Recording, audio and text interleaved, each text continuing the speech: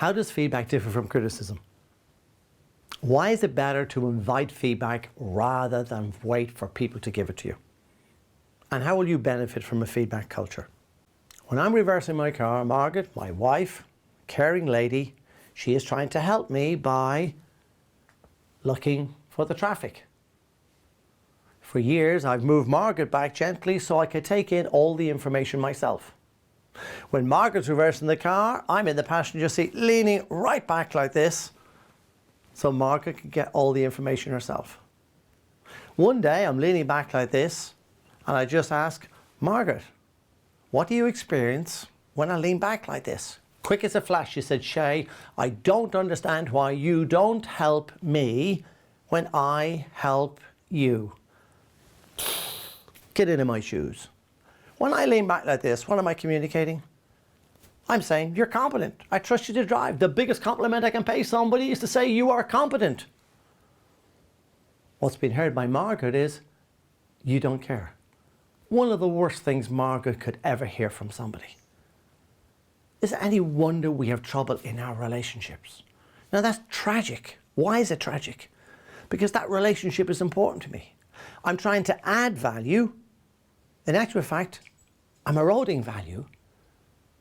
The tragedy is, I'm not aware of it. The tragedy is, I'm not aware of it.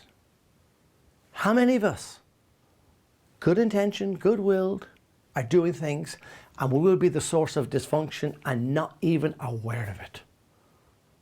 How do we find out? How did I find out? Because that dysfunction has been going on for years. I asked. I invited feedback. And if you want to minimize the amount of conflict, moaning behind backs, rows in your world, invite feedback from your people. Successful people, people who are successful in their relationships, who lead effectively, invite feedback on a regular basis. That's how you find out. You check, you ask.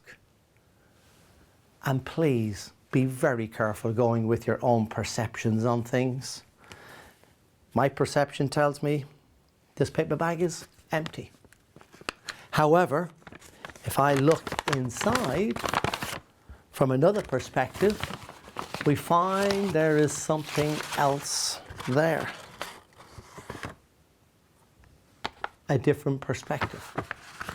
And how often have I heard this being said, oh, in our team, we get on really well, we have no problems in our team.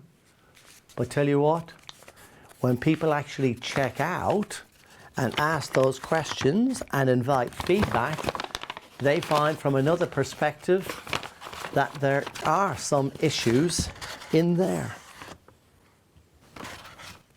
Now, when you're giving feedback, it can be a bit like giving somebody a knife. Now, you can give somebody the knife so they've got to take it by the blade, or you can give it in such a way they'll take it by the handle. If somebody is going to take it by the blade, they could get hurt. They probably won't welcome it, and it's certainly not in a position that they can use it easily. Whereas when you give it by the handle, they're much more likely to welcome it, and it's now ready to be used. So to make your place of work an even better place to work, invite feedback and problem solve on people's needs. And give feedback in a way so that people know you have their interest at heart.